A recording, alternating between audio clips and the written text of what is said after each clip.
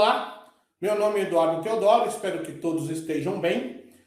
Sou advogado, especialista em licitações e contratos públicos, com muito ênfase na área de facilities. Sou pós-graduado em Direito Empresarial, em Direito Público, sou mestre em Direito, sou professor de pós-graduação, atuo há mais de 30 anos na área de licitações e contratos e vim aqui falar um pouco com vocês a respeito do evento da nova Lei de Licitações e Contratos Públicos, a Lei 14.133. No entanto, nós vamos falar de uma parcela muito específica da lei. Nós vamos falar da contratação de facilities na nova Lei de Licitações e Contratos Públicos. Para se falar de facilities, é importante fazer um conteúdo histórico a respeito do facilities no Brasil, para entender, inclusive, qual é a grandiosidade deste produto dentro da administração pública. O facility começou advindo da Europa, do velho mundo, com a necessidade de se contratar a mão de obra com mais rapidez, e por isso começou-se a se dirigir a contratação de terceiros para aquelas parcelas das atividades em que não estavam envolvidas diretamente com a atividade fim das empresas.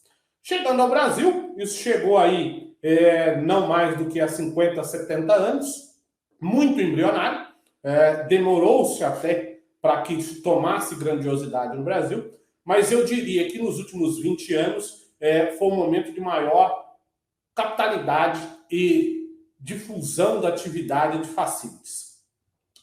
O facilities na nova lei de licitações, ele inclusive, pela repercussão de necessidade e volume de contratação pública dessa atividade, ele ganhou uma subseção, que é a subseção de serviços.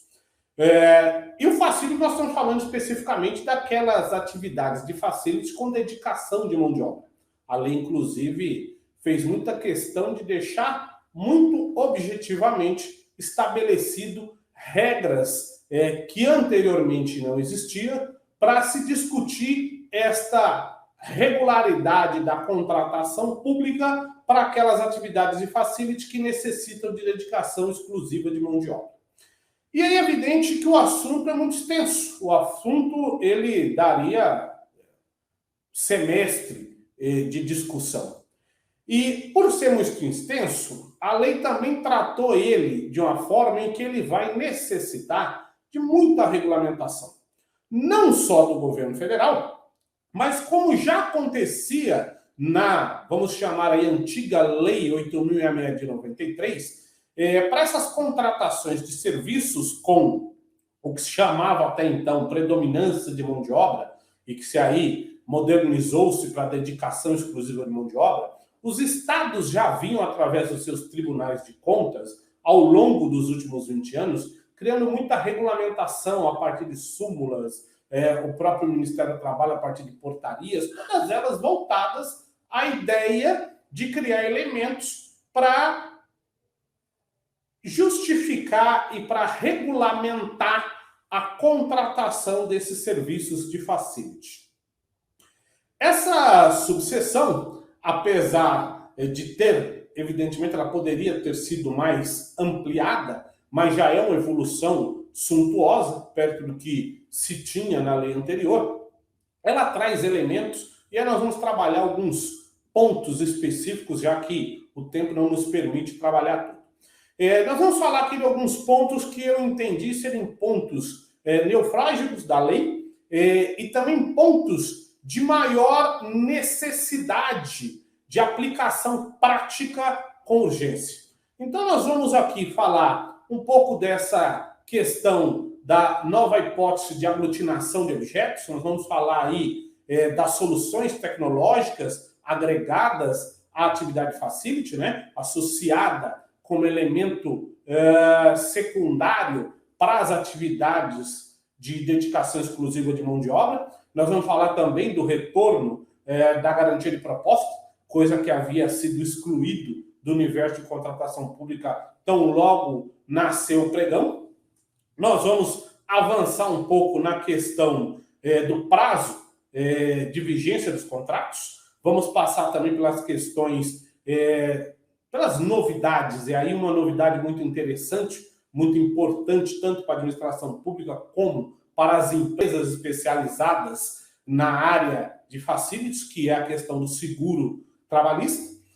Vamos falar um pouco dessa questão de como é que vai se revigorar a reavaliação de preços a partir dessa nova lei. E vamos encerrar aí com a questão dessa novidade nas relações contratuais, que é a arbitragem.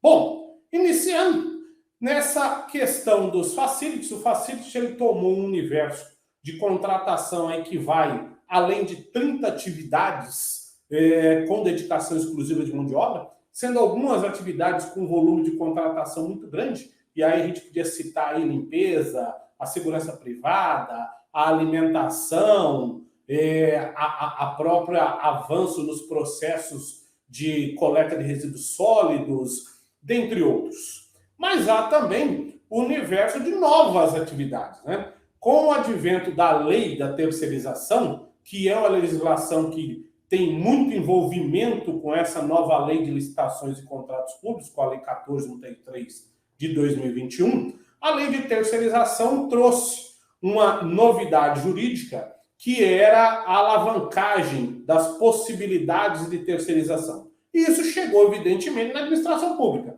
em que pese a ideia da lei era trazer regulamentação para o setor privado, mas acabou que, por associação, se começou a utilizar isso também na administração pública. E por quê? Porque a administração pública ela tem uma necessidade grandiosa de contratação de mão de obra, e até então ela ficava restrita à questão dos concursos, quando se sai aí da hipótese daquelas atividades voltadas à confiabilidade, que são aquelas indicações políticas. Então, o concurso, que é e sempre foi a grande massa legislativa para a contratação de mão de obra, ele tem trazido alguns problemas para a administração pública, que é a morosidade do próprio processo. E a administração pública, nessa necessidade de melhorar a gestão pública, e melhorar a gestão pública necessariamente é trazer melhoria de serviços públicos à população, ela se viu muito necessitada de outros mecanismos de contratação que não a dependência apenas do concurso.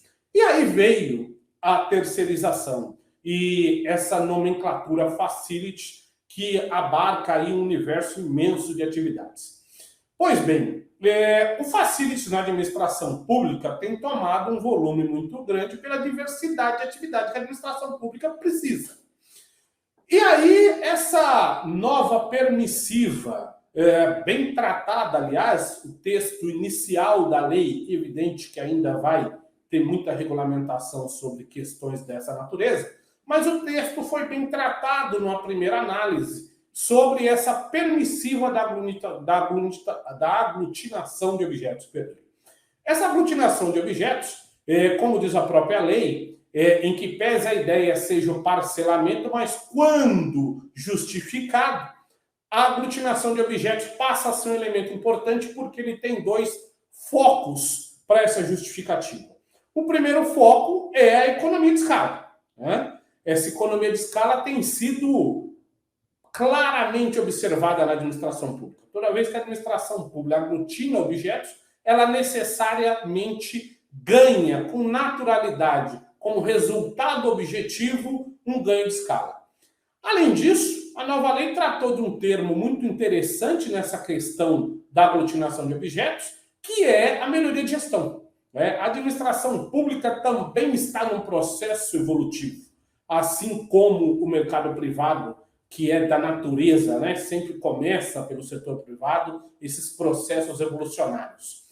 A administração pública está num movimento de modernização. E nesse movimento de modernização, gestão, eu diria, é uma palavra-chave.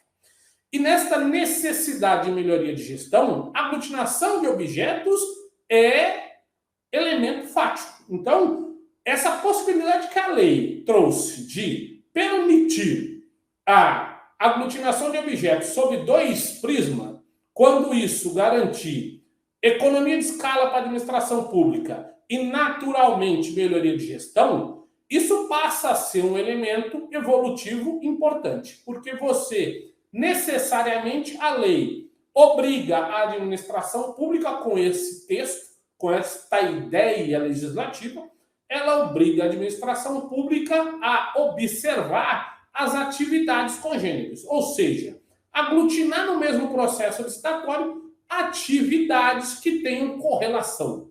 Exemplificar isso é muito interessante, porque já tem um movimento muito prático sobre isso. Dois serviços com dedicação exclusiva de mão de obra que têm avançado nessa aglutinação de objetos, têm dado ganhos operacionais, técnicos e econômicos para a administração pública, como exemplo, é a limpeza e conservação aglutinada à manutenção.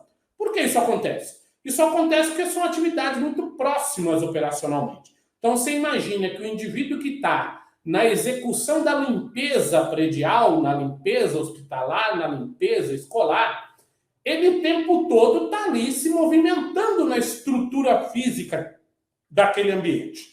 O que faz com que ele tenha muito mais possibilidade de ter percepção de necessidades de manutenção. Então, é sempre o profissional da limpeza que vai conseguir ver com mais facilidade uma tomada que precisa ser consertada, um vazamento na parte hidráulica, uma necessidade na parte elétrica por conta de uma iluminação, por conta de um interruptor, uma necessidade na própria alvenaria estrutural do ambiente, porque um piso está danificado, porque uma parede está tendo um desgaste. E aí, quando você aglutina a limpeza com a manutenção, esse elemento de manutenção predial extensiva, né, que não vai apenas à parte de alvenaria, mas que agrega elétrica, hidráulica, inclusive a área tecnológica, né, essa área técnica da manutenção, que inclui aí ar-condicionados, na área hospitalar até a parte de oxigênios, tudo isso ganha a administração pública. Por quê? Porque ela tem melhor gestão desses serviços. Então, essa inovação da lei na aglutinação de objetos, ela, além de ter uma percepção de um fato social natural de que essa aglutinação melhora a gestão, automaticamente ela também ganha com a economia de escala. Uma outra coisa que isso também traz muito latente à administração pública é a segurança jurídica da contratação. Por quê? Porque necessariamente, quando você se aglutina objetos, você leva naturalmente a uma contratação de empresas mais diversificadas em suas atividades, de empresas mais preparadas tecnicamente, economicamente, empresas essas que criam um cenário muito maior de segurança operacional e de segurança jurídica para a administração pública. E isso é importante nos dias de hoje para a administração. Ainda associando essa questão da aglutinação de objetos, há uma questão interessante que é trazer para dentro da lei a inclusão da permissiva de trazer soluções tecnológicas de gestão de serviço. Então, você imagina que hoje você tem um elemento muito potente na contratação de facilities e você pode trazer a associação desse universo que vem mudando o mundo, que são as novas tecnologias.